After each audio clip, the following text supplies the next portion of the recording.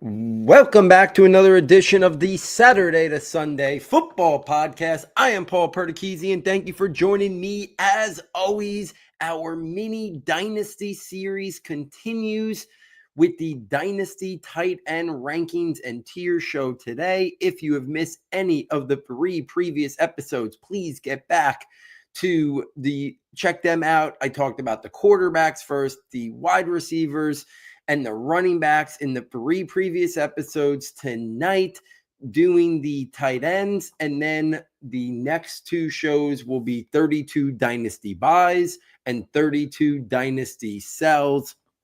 Then we will potentially start to look to turn the page to the 2026 draft class, where I will start breaking down film, my quarterback rankings, my running back, wide receiver, and tight end rankings for the upcoming college football season in preparation for the 2026 NFL draft. So let's get right into it. Talking tight ends today. Not a lot of people dig into a whole episode on the tight ends, but they're an important position in fantasy. There's a lot of ways you could attack the position. You also see more players produce at a later age. So I do think you can think out a little bit more long-term at the tight end position than maybe you can with other positions such as like running back and even wide receivers. We see the turnaround very quickly in terms of guys moving up and down rankings. Tight ends, a little bit different. We see guys stay in the top 5, top 10s a little bit longer at the tight end position than we do at any other position probably in football. So let's get right started. My tier 1 has 2 names in it. It's my number 1 ranked overall tight end, obviously, is Brock Bowers of the Las Vegas Raiders. An unbelievable rookie year last year. Going to be the focal point of that offense. Obviously, new regime there in Vegas. Brock Bowers is still going to be at the center of it all. Can line him up anywhere, can do so much with him. To me, he's clearly tight end 1 in Dynasty, but I do have one other person in that tier with him, and that is my number 2 tight end, and that is Trey McBride of the Arizona Cardinals. Has been off to a tremendous start to his career. I liked McBride coming out. I didn't love him. I never envisioned the scenario where he turned in and morphed into one of the best tight ends in all of football, one of the best receiving tight ends. I much more thought he was going to be somebody who maybe for fantasy could be a low tight end 1. Did not see this coming, but we have seen tremendous production. So much of the Cardinals' pass offense revolves around Trey McBride. He has not had a lot of touchdown luck in his career. I think there's some regression to the mean coming in that. So I think if he continues to see the targets he gets, and he eventually becomes a guy who catches 6 to 8 touchdowns, which I think is very much in the realm of possibility, I think we're going to see Trey McBride become a staple in top 2, top 3, top 4s of tight end rankings every single year. Even with the lack of touchdowns prior to this year, he has been at that level. So to me, those are the 2 guys. I do think Bowers is technically probably around more in the startup draft than McBride, but I do think after those 2 guys, I would let the draft play itself out if we're talking about a startup draft. If we're talking about trade value, I do think Bowers' value is at least an additional first-round pick compared to McBride. I do think Bowers is a guy who would warrant going in the top 20 of a startup or top 24 of a startup dynasty draft, depending on if it's super flex or not. But to me, those guys really stand alone at the tight end position right now. So they're my tier 1. They're my number 1 and number 2 overall ranked tight ends. If we take this to my tier 2, this has my tight ends 3 through 6. I definitely think there's some discussion points here and potentially a player missing that many might expect to be in my tier 2 here. So for me, my number 3 ranked tight end is Sam Laporta of the Detroit Lions. My number 4 tight end is TJ Hawkinson of the Minnesota Vikings. My number 5 tight end is Colston Loveland of the Chicago Bears. And my number 6 tight end is Tyler Warren of the Indianapolis Colts. 2 ways you could approach this. If you are a rebuilding team, I would have Loveland and Warren ahead of TJ Hawkinson. Wouldn't have him over Sam Laporta. But if you're in a startup draft and you're saying, look, I want to compete now, but also think a little bit more longer than just 1 or 2 years, I could see having TJ Hawkinson ahead of Loveland and Warren. Both of those guys are rookies. We don't know how they're going to transition. Prior to Brock Bowers, Evan Ingram was the only tight end who really transitioned, and that's Sam Laporta the first year, but was very heavy touchdown oriented. Those are the only 2 guys before Brock Bowers that really had productive seasons early on. I do think the times are changing the way NFL teams are utilizing tight ends. I think we're going to see more tight ends from the college game transition quicker to having fantasy viability. And I do think we're going to see some of that from Loveland and Warren this year. But I also think TJ Hawkinson might be set up to have his best statistical career of his best statistical season of his career this year. I think the everything is aligning for him to be a integral part of that Vikings offense. I think he's 28 years old. So I think we're talking about we could have an extended run here of 2 to 3 years where he's a top 5 tight end based on the targets and opportunity. Then he could still, as he gets into like his 30s, he could still become a very good tight end. So that's why I still could see a scenario where Hawkinson is ahead of Loveland and Warren. If you're thinking about like a rookie draft, like, yeah, you probably wouldn't get that value for Hawkinson of where Loveland and Warren are going in rookie drafts. So I also understand that perspective of why wouldn't I take Loveland or Warren? And I think if you're rebuilding, I think if you know you're not a legitimate contender, I would take Loveland and Warren. I think both of them have an opportunity to quickly emerge to be significant pieces of their offenses and be very fantasy viability. I think Loveland is going to line up a lot in the slot. They're going to use him a lot in that Ben Johnson offense there with the Bears. I think he's going to be they spent the 10th overall pick on him. Ben Johnson's first draft pick. I know he's not the GM, he's the coach, but that first pick was going to get somebody that the coach was basically pounding the table for. I have a hard time thinking you go out there, you get the big fish in Ben Johnson to be your new coach. Colston Loveland, my guess, was handpicked by Ben Johnson to be a significant weapon. They picked him over Tyler Warren. I don't think the GM is making that decision after he just brought Ben Johnson in to redo this offense. So to me, major plans for Colston Loveland right out of the gate. I think he'd be a big-time receiving weapon, and I think his blocking is better than people give it credit for. So he's serviceable. He can play in line a little bit. He can be on the field for a lot of snaps. Now we'll see how that goes with Cole Kmet there this year. But I think Loveland is going to be a guy who's going to be a high-end fantasy producer. I think Tyler Warren could be a guy that is used in a variety of ways. You're going to see some handoffs. You're going to see some, wildcat stuff with him, I think. So there's a lot of ways that he could do on top of his receiving capabilities, which while he doesn't have the separation ability of a guy like Colston Loveland, he's great at the catch point. He uses his play strength and physicality well to create late separation. He's got great ball skills. And then you add that after the catch ability, the running ability, the wildcat quarterback ability. I think Warren could be another guy who quickly is used in a variety of ways to be a fantasy factor early in his career and then just keep ascending from there. But I talked about Hawkinson. I think he's in for a career year, which is why I was still willing to have him there, but same tier. And then Laporta, I don't think Laporta's at the same level of Brock Bowers and Trey McBride. The offense is not going to run through him. He's not going to be the focal point. Not with Amon-Ra St. Brown there, not with Jamison Williams emerging, but Sam Laporta is a very talented, good young tight end. So to me, he sits a top tier 2, clearly as the 3rd overall ranked tight end for now. Do I see a scenario where maybe Loveland or Warren could catch him? Yeah, I do, but I think that's more a year away before we start having that conversation. My tier 3 consists of my 7th, 8th, and 9th ranked tight ends. And this is where I put the really high-end veterans. And somebody might have some of these guys even in tier 2, especially my number 7. But for me, these guys are a little bit older.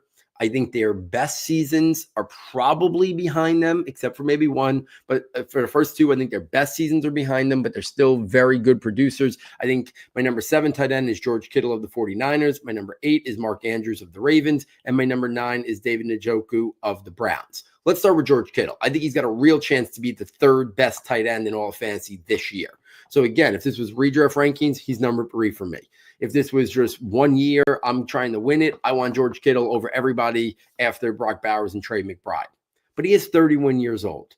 He's a great blocker. He lines up in line. It's a lot of wear and tear on his body. I do think there's a scenario where he could start to kind of slip a little bit. 49ers are in a transition period. We'll see how Brendan Ayuk comes back from his injury. Jawan Jennings is holding out. Ricky Pearsall, I think, believed it was put on the PUP the other day. We'll see what happens there. So they have a lot of guys. They still have Christian McCaffrey. We know they spread it out there. But I do think George Kittle is in for a very big time year. But I also have a hard time justifying him over Loveland or Warren, who were just taken in the top 10 of top 15 of the NFL draft and have very high-end receiving abilities and fantasy viability moving forward. I can't put him over ahead of Laporta. And I think the Hawkinson-Kittle debate is legitimate. And like I said, if you're a rebuilding team, Hawkinson would be 6 for me, Kittle would be 7, and I would slide up Loveland and Warren. But Hawkinson's 3 years younger than George Kittle. So to me, look where George Kittle is right now. Hawkinson can have 3 more years of that production before he slips a little bit, maybe based on age, which is why there's that separation slightly between Hawkinson and Kittle with the 2 first-round tight ends from this. Mark Andrews still producing at a high level. I know he started out slow last year, but that quickly changed. I think the thing with Mark Andrews is this his last year in Baltimore? I think it's a legitimate question. I think they may want to not let Isaiah Likely leave, so they could say, you know what? Mark Andrews, integral part of the team this year, and then maybe we let him go, get a compensatory pick because we know the Ravens play that system very well. So there's a little bit of uncertainty about Mark Andrews. We know in Baltimore, he's a focal point of that offense, right? They're obviously very much the run game, Derrick Henry, Lamar Jackson running, but Mark Andrews has been Lamar Jackson's guy. Obviously, Zay Flowers is a big part now too, but Mark Andrews has been the guy. It's the guy he looks for in the red zone. So I still think we're going to have a very high-end productive season for Mark Andrews, but I do worry that he might be at his highest he's going to be moving forward. So I also understand someone saying, maybe I pivot to David Njoku, a little bit younger. Maybe I sell Mark Andrews. I could see that scenario as well because there's a little bit more uncertainty with Mark Andrews. He might not be nearly as productive on a new team if he leaves via free agency after the season. And then David Njoku, very high-end, talented prospect in his own right, or talented tight end, I should say, in his own right. But there's some uncertainty there. They drafted Harold Fannin this year. Is he going to take over for David Njoku? I think that's possible. So in a year, but maybe David Njoku leaving there, that might be a benefit to his dynasty value. So we maybe haven't even seen the best of David Njoku. What if he goes to a team that emphasizes the tight end? What if he goes to a team that has a great quarterback? So I'm not ready for Mark Andrews. I don't think we ever see a season better than anything he's done before. I think David Njoku is still the possibility, but there also is some uncertainty. Maybe he doesn't, maybe he stays in Cleveland and then him and Harold Fannin are a platoon. Maybe he goes to a worse situation. Maybe Mark Andrews stays in Baltimore. So I think Andrews and Njoku is a legitimate conversation there in that 8-9 spot. If I take this to tier 4, this is my number 10 through number 14 tight ends. My number 10 tight end is Tucker Kraft of the Green Bay Packers. My number 11 is Dalton Kincaid of the Bills. Number 12 is Evan Ingram of the Broncos. Number 13 is Travis Kelce of the Chiefs. Number 14 is Kyle Pitts of the Falcons. So we got a lot in here. We got underperformers. We got aging veterans. We have guys who've underachieved like Dalton Kincaid. We got emerging players like Tucker Kraft. So I start with Tucker Kraft. I think he's going to be in the next tier after this year. If you look at Tucker Kraft's production, I think there's room for growth in terms of targets and volume, and then the production that comes with it. That first year, they thought Musgrave was going to be the guy, so it was kind of like a platoonish thing. Kraft was the better player. Then last year, Kraft really emerged. We saw how productive he was. If he gets 15 to 20 more looks, and I think that's possible. I think Green Bay really became run-centric last year after the Jordan Love injury on opening day. I think they're going to become more throw-happy this year. I think that's how they want to play. I think they believe in Jordan Love and believe he could take that next step as a quarterback. And if they do that and Tucker Kraft gets another 15 to 20 targets, we're talking about a guy that could be a top 7, top 8 fantasy tight end based on his ability, his athleticism, his yards after the catch ability. They might even do some tush-push stuff with him we saw last year, in the push-tush.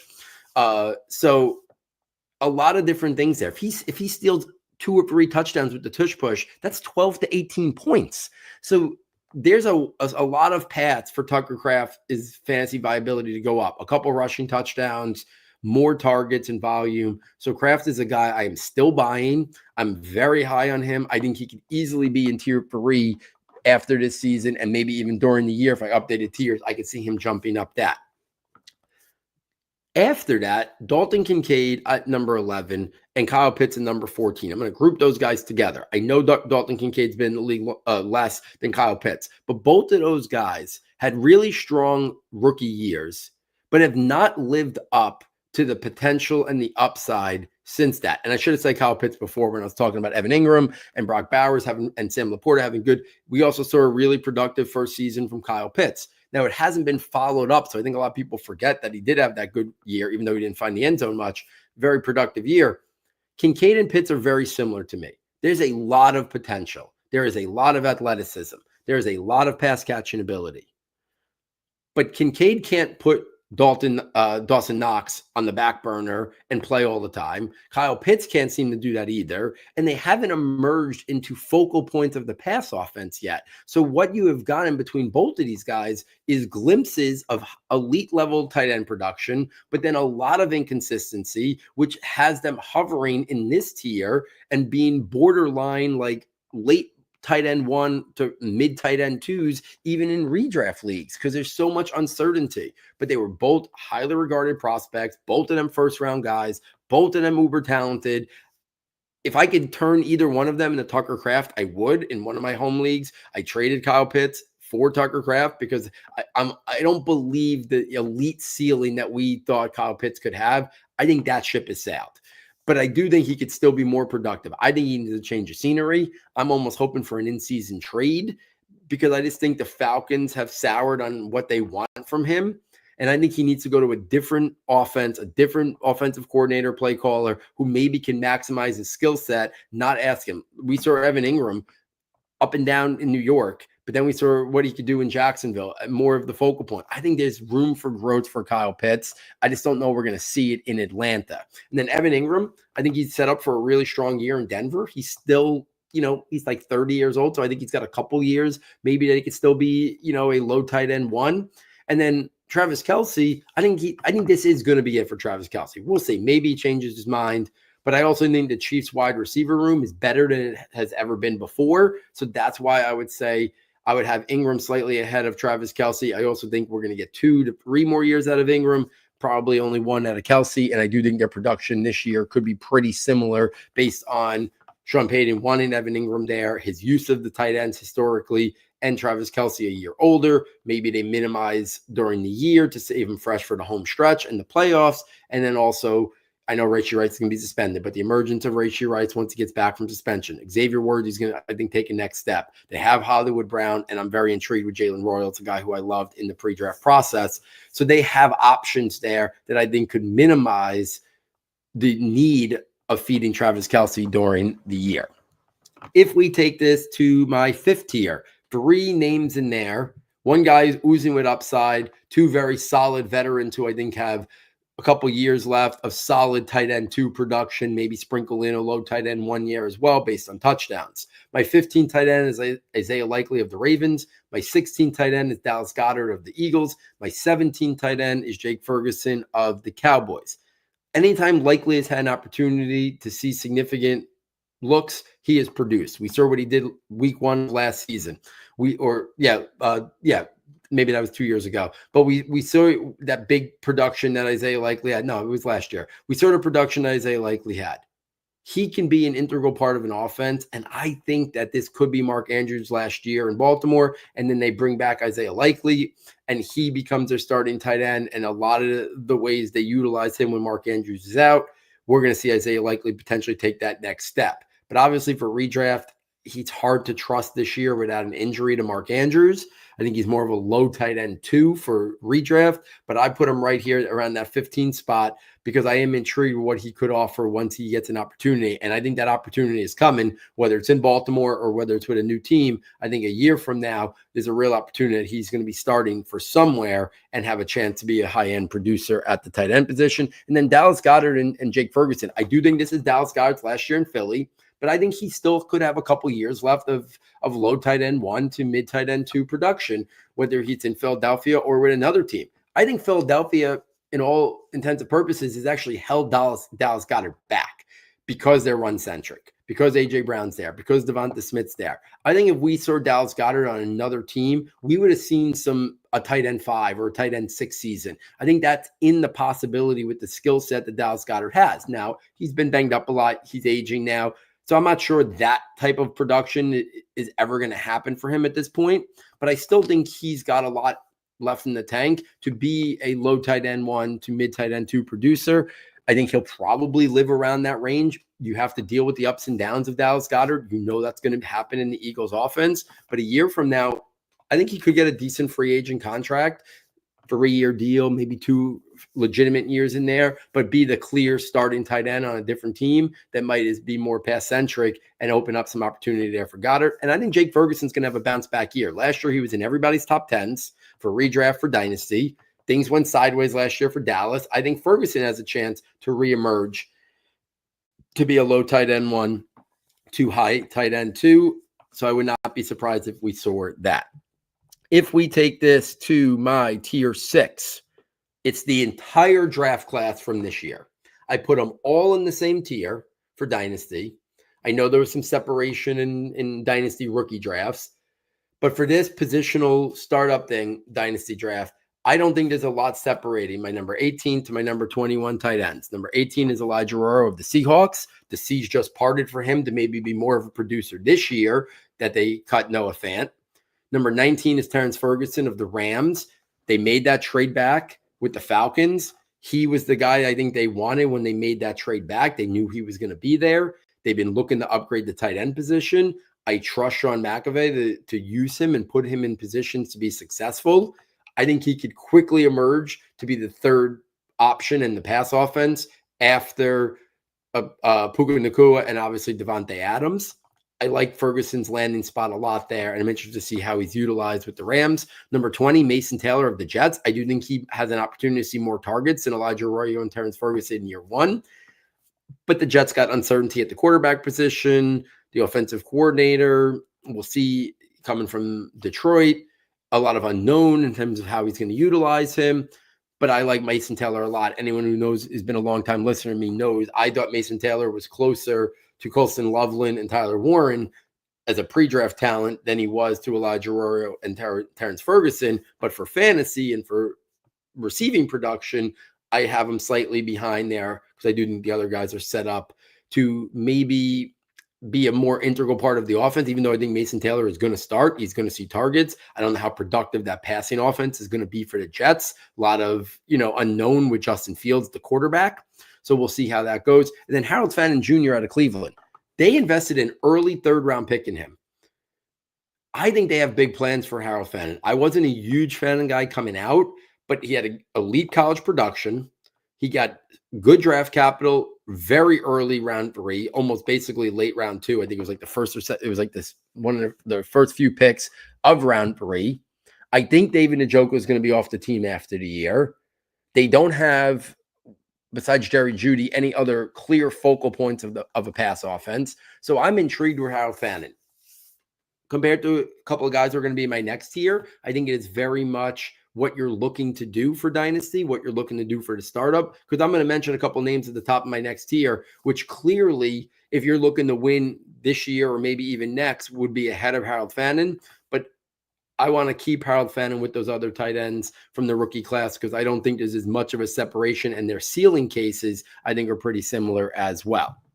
If we take this to my next tier, so this is tier number 6.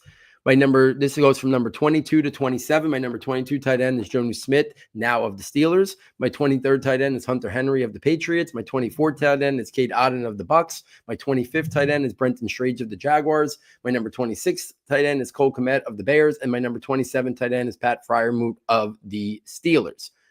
I have Jonnu Smith and Pat Freiermuth both in this tier.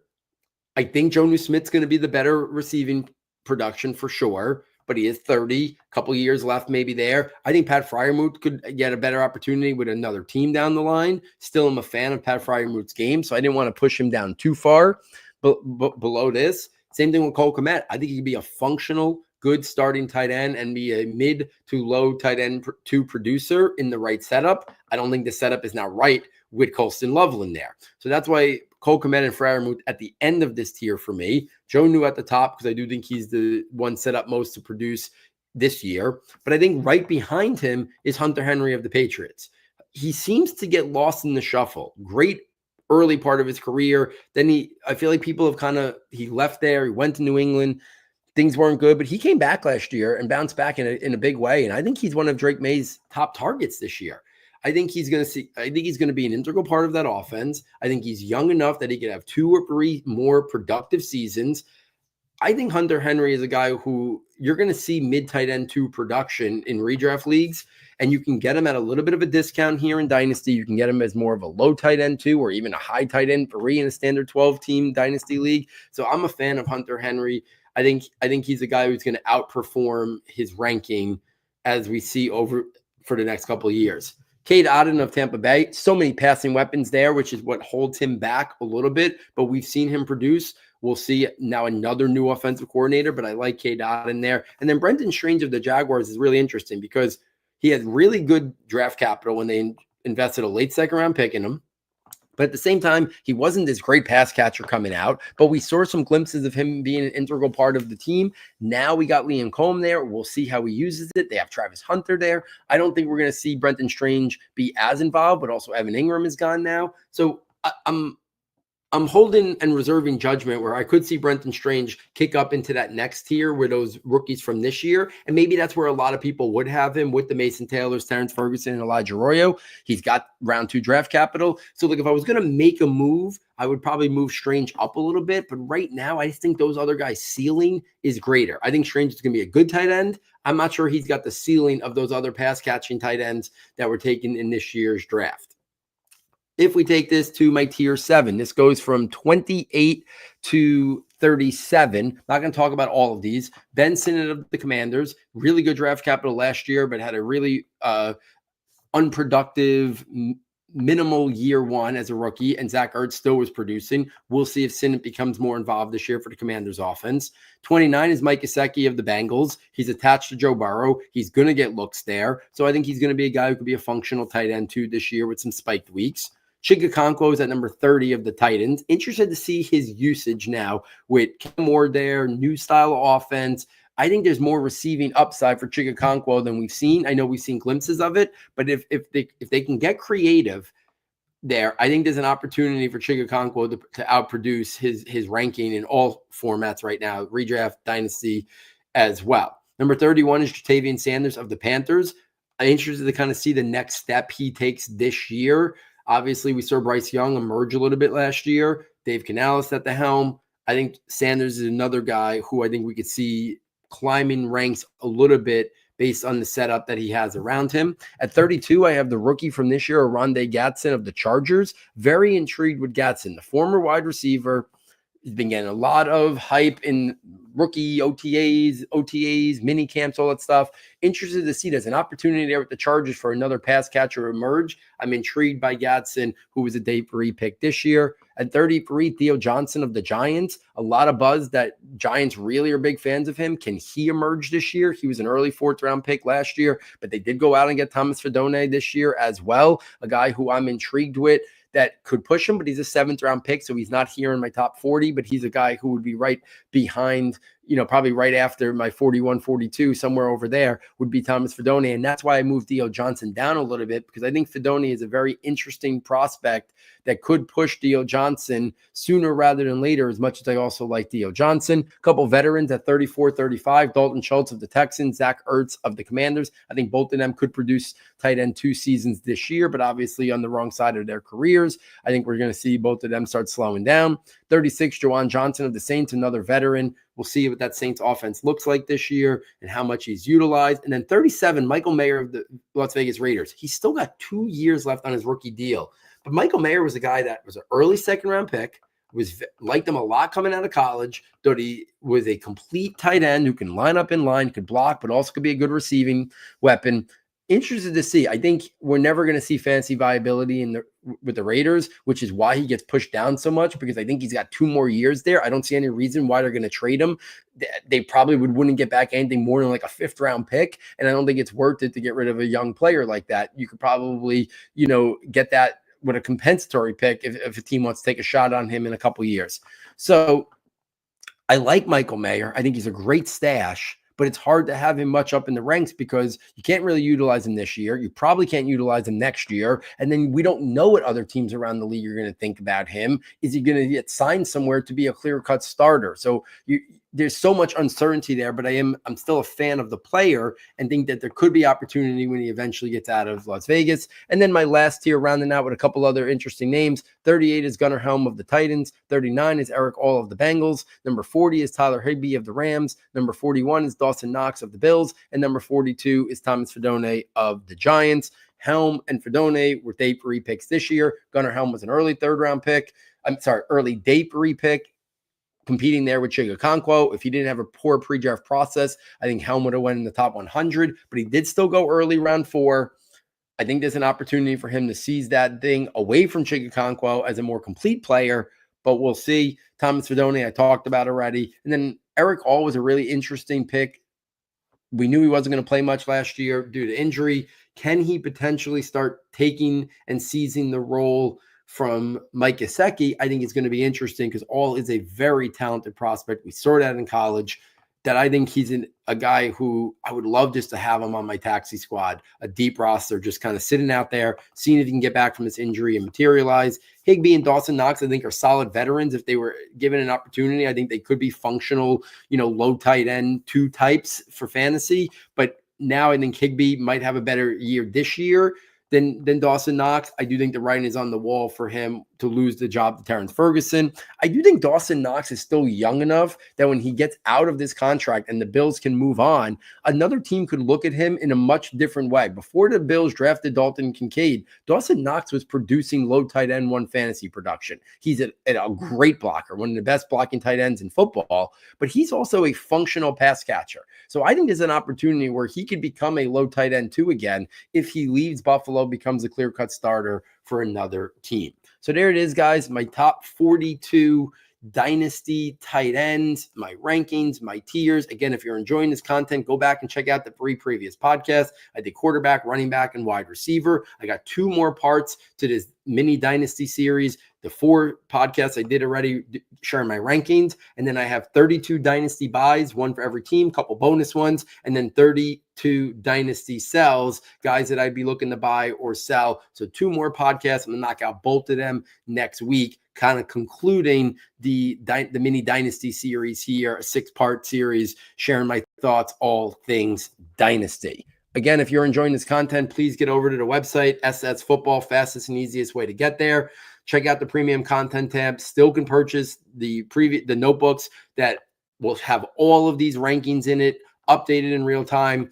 The new wave of notebooks do come out around Labor Day, so you got about another month or so of these, but I will update all these rankings right up until the last day of the other notebooks coming out. You get the scouting notebook, which has all my thoughts on the rookies, and then you get the draft projections notebook, which obviously the draft is come and gone, but so many thoughts on almost 400 players in there. Great resource to have during training camp and the preseason when you start to see some maybe under the radar names emerge. You can go to check out my thoughts. So on behalf of my sound tech engineer, David Nakano, and myself, thank you for joining us, and look forward next time taking you from Saturday to Sunday.